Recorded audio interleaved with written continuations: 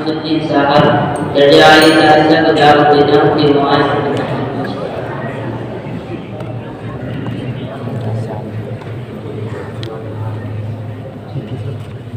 Assalamualaikum warahmatullahi wabarakatuh.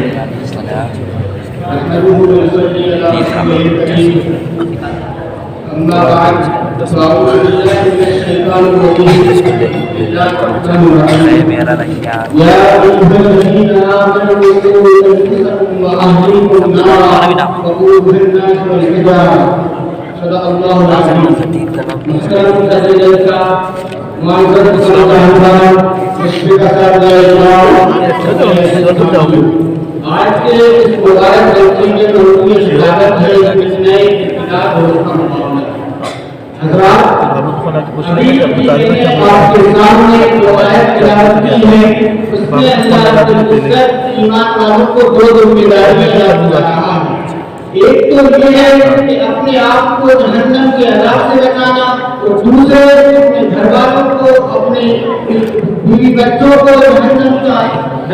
عذاب سے بچانا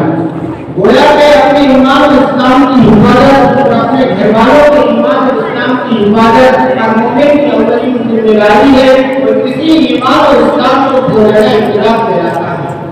اقتدار کو اسلام میں اتنا سنگین اور گھناؤنا جرم مانا گیا کہ اس کی سزا قتل ہے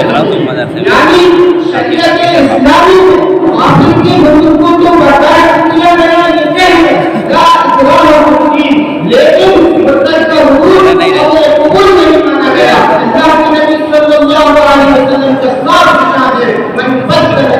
فاقتلوہ حضرات گرامی ہم اس اختلاف کی سنجیدگی کو سمجھ سکتے ہیں یہی وجہ ہے کہ اللہ کے رسول صلی اللہ علیہ وسلم کی وفات کے بعد تقریب و بہت سے لیکن صدیق اکبر رضی اللہ عنہ نے سب سے پہلا کام کیا مرتدین سے جنگ یہ امت پر ان کا سب سے بڑا احسان ہے آج بھی یقیناً ملت اسلامیہ کے لیے ملک میں بہت سے مسائل ہیں تعلیمی مسائل سیاسی مسائل معاشی مسائل لیکن اختلاف کے مسئلے سے بڑھ کر کوئی مسئلہ نہیں ہو سکتا تو ظاہر سی بات ہے کہ ہر مسلمان کو صدیق اکبر رضی اللہ عنہ کی اس سنت کو ادا کرتے ہوئے الدین والا علم کی زندہ مثال بنانا چاہیے آج نئے اختلاف مختلف شکلوں سے ہمارے گھروں پر دستک دے رہا ہے ہمارے دین و ایمان کو چیلنج کر رہا ہے ہماری نسلوں کے عقیدہ و ایمان کو تباہ کر رہا ہے لیکن سوچنے والی بات یہ ہے کہ اس کے لیے ہم کیا پابندی کر رہے ہیں کیا بات ہے ہم اس کے لیے تیار کر رہے ہیں اس کے بچے باپ کے لیے کتنی کوششیں کر رہے ہیں اگر ہم خاص طور پر اپنی مسلم بہن بیویوں کے مرتد ہونے کی واقعات کو صرف سن لیتے ہیں اور اس پر خالی پوری تفصیلیں کر لیتے ہیں تو یہ یاد رکھیں کہ نبی یہ بات فرمائے کہ ہمارے بھی جنت میں ہم یہ سوچ کر مطمئن نہ ہو جائے کہ یہ تو بڑا جگہ کا واقعہ ہے یہ تو بڑا رکھنے کا مسئلہ ہے یہ تو بڑا رکھنے کا مسئلہ ہے بلکہ نئے اقتدار کی سنگینیوں کو سمجھے اور اس پر اختلاف کو کوئی میرا مرض کی مسئلہ ہے میرے گھر کا مسئلہ ہے وہ میرے گھر کی ہے عزیزان محترم اکبر اعظم نے آج سے کئی سال پہلے کہا تھا اس قتل سے بچوں کو بدنام نہ ہوتا اس قتل سے بچوں کو بدنام نہ ہوتا افسوس سے بچوں کو جاری کی رسول آج بھی یہ ہماری بہن بیٹیوں کو مرتد بنانے کے صرف بات نہیں بلکہ اس کوئی یونیورسٹی کا کوئی ہے اس کی یہ بیچارے پریشانی ہے کہ کوئی کو جھگڑا نہیں کرتا میں یہ نہیں کہہ رہا کہ مسلمان اپنے بچوں کو اداروں میں نہ پڑھائیں بے شک پڑھائیں لیکن ساتھ میں یہ بھی کہ ان کا بچہ یا ان کی لڑکی وہاں جا کر سائنس پڑھ رہی ہے یا پھر وہ فارسی پڑھ رہی ہے وہاں جا کر فزکس میں میتھمیٹکس پڑھ رہی ہے یا وہاں جا کر پروجیکٹ سیکھ رہی ہے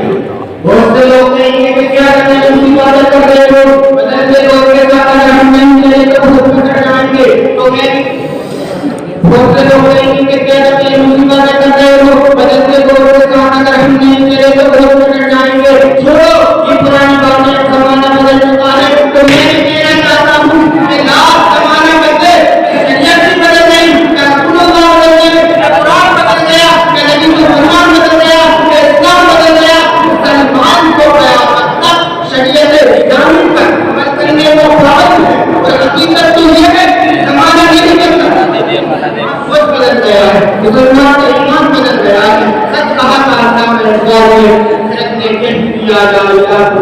हासिल कहते हैं कि किया जाएगा तो क्या हासिल दिलों में कहा तो मुसलमान नहीं तो कुछ भी नहीं बेदायदा के बारे में बाकी नहीं है तुमने बेदायदा के बारे में बाकी नहीं है तुमने अंकार से भरना करना पागलाड़ा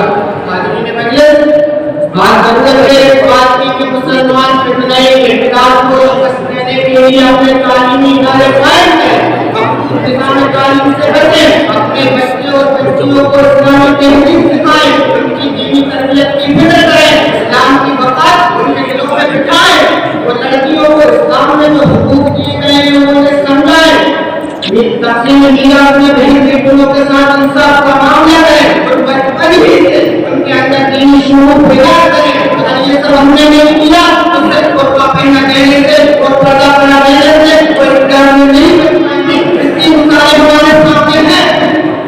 और साथ ही मुस्लिम तंजीमों की बड़ी जिम्मेदारी है कि वो अपने मुनज़्ज़म प्रोग्राम बनाकर आगे बढ़ें हमने अपने तकलीफ को इन्हीं कलमात पर खत्म करते हुए